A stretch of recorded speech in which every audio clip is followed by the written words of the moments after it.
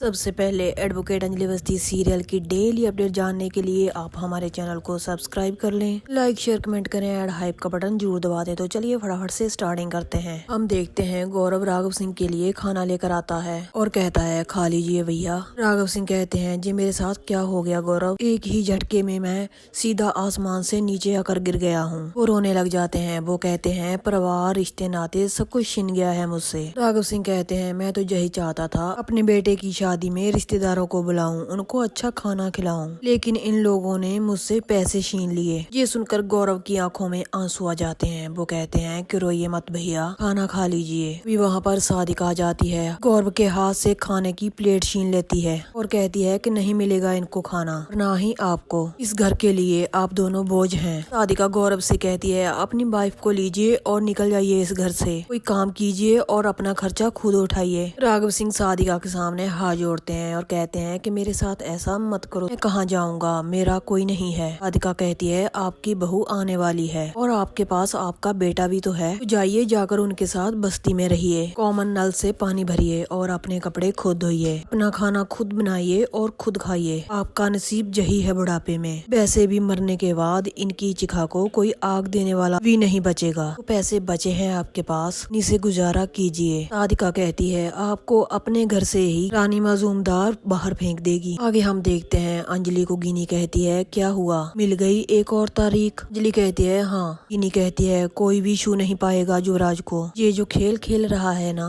का नाम है दामोदर माजूमदार, तू कुछ नहीं कर पाएगी। गिनी कहती है तू जाकर शादी कर ले, तेरी शादी में मैं जरूर आऊंगी, तेरे लिए बहुत बड़ा सरप्राइज है। ये कहकर सब लोग वहाँ से चले जाते हैं। तभी अंजलि को गौरव का फोन आता है। वो कहते हैं मुझे तुमसे कुछ कहना है, बहुत कुछ बताना है अंजलि। राघव सिंह गौरव से फोन पकड़ लेते हैं और कहते हैं कुछ मत बताना, अंजलि को दुख होगा, तकलीफ होगी उसे। राघव सिंह गौरव से फोन लेते हैं और कहते हैं कि अंजलि मैंने सारा इंतजाम कर दिया है, बारात जहाँ से तुम्हारे घर आएगी और हम तुम्हें जहाँ पर ले आएंगे, तुम्हारा गृह प्रवेश होगा, एक बार तुम इस घर पर आ जाओ। राघव सिंह रोने लग जाते हैं और कहते हैं इस बूढ़े बाप को माफ कर दो। अंजलि कहती है मैं जी किस राघव सिंह राजपूत को देख रही हूँ, आँख से गिरते हुए तबके सोना गहना बन चुके हैं। राघव सिंह फोन काट देते हैं और गौरव को कहते हैं मेरी तिजोरी में मेरी माँ के गहने हैं, उन गहनों को गिरवी रखकर तुम कुछ पैसे ले आओ, मेरी बहू को देने के लिए मेरे पास कुछ भी नहीं है। मैं इतना शर्मिंदा नहीं हो सकता,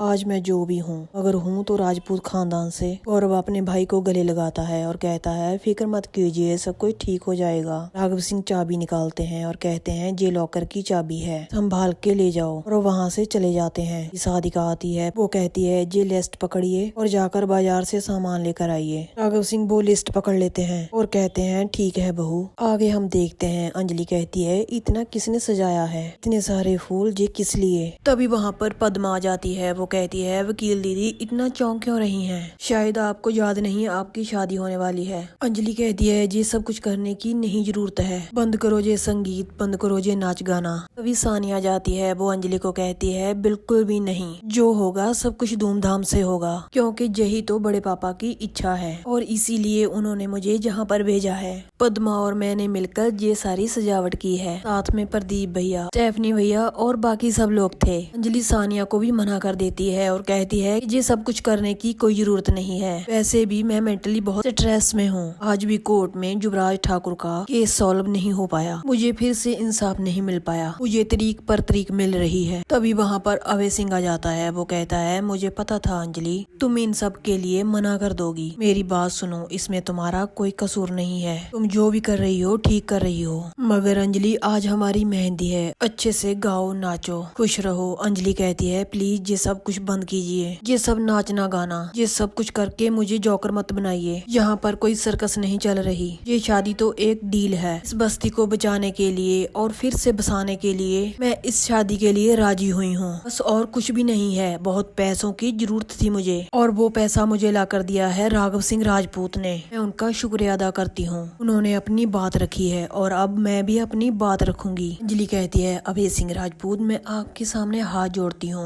आप प्लीज जहाँ से चले जाइए, जब शादी होगी तब आ जाना, और जो भी होगा सिंपली होगा, कोई नाच गाना नहीं होगा। तभी वेद आता है और कहता है वो भले ही चले जाएं, लेकिन हम सब लोग यहीं पर रहेंगे। वेद कहता है मैं सेलिब्रेशन में शामिल होने के लिए आया हूँ, आप प्लीज मुझे वापस मत भेजिए, मैंने हमेशा हमेशा से यही चाहा है, आप खुश रहें और शांति से रहें और हर इंसान को यही हक होता है वो अपनी जिंदगी अच्छे से गुजारे। अब आपको भी नए साथी के साथ और नए परिचय के साथ जिंदगी गुजारनी होगी। पद्मा और सानिया कहती हैं वेद आरती कहाँ है। अंजलि कहती है आरती नहीं आएगी, ये पता था, वो मुझसे घृणा करती है और इसके लिए जिम्मेदार आप हैं अभय सिंह राजपूत। अभय सिंह कहता है तुम जितना कोसना है मुझे कोस लो, मगर शादी मत तोड़ देना, मैं बारात लेकर आऊंगा। अभय सिंह वेद से कहता है तुम अंजलि के साथ रहना, ऐसे वक्त में इसे किसी की जरूरत है। वेद कहता है आप चिंता मत कीजिए, मैं उनके पास रहूंगा, खुद खड़े होकर उनकी शादी करवाऊंगा, ठीक उस तरह जैसे उन्होंने मेरी और आरती की शादी करवाई थी। वेद अंजलि के सामने हाथ जोड़ता है और कहता है कि मैं आपका बहुत ही एहसानमंद हूँ, आपने मेरा प्यार वापस लौटाया था और अब मैं आपकी जरूरत को आपके पास लाकर खड़ा करूंगा। पद्मा कहती है वकील दीदी अब मेरे साथ चलिए। अभय सिंह वहाँ से चला जाता है। तभी वेद को आरती का फोन आता है। वो कहती है कि कहाँ हैं आप, ये पता है आप मेरी माँ के पास गए हैं, उन्हें ये दिखाने के लिए कि आप कितने महान हो। वेद कहता है मैं ये दिखाने के लिए आया हूँ कि मैं भी एक इंसान हूँ। शादी है उनकी और संगीत हो रहा है। ये सुनकर आरती भड़क जाती है और कहती है मैंने कहा ना आपसे ये शादी नहीं होगी। वेद कहता है ये शादी जरूर होगी, आंधी आए तूफान आए वेद उसके सामने खड़ा होकर उसका सामना करेगा।